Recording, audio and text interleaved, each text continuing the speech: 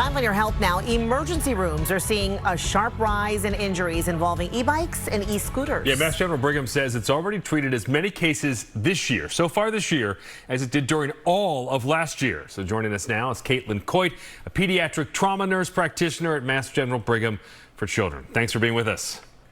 Thanks for having me. Yeah, good to see you. You know, what kinds of e-bike and e-scooter injuries are you seeing, and how serious are they?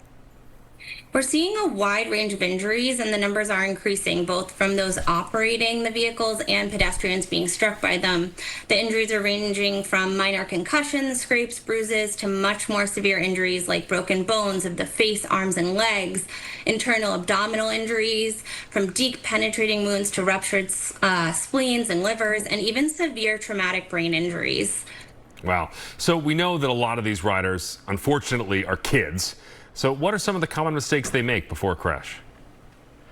So in general, it's going too fast and misjudging their ability to control or brake in time, so losing control of the bikes or scooters.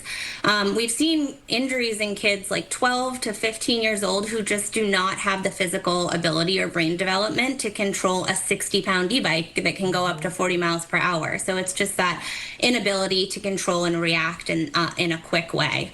I think so many of us have seen how fast these, e-bikes and scooters can go. So what are some of the most important steps parents can take to make sure their kids stay safe? Absolutely. So first off, every child should be wearing a helmet, whether they're riding electric, motorized, non-motorized bike or scooter. That's going to be the best protection against a severe head injury.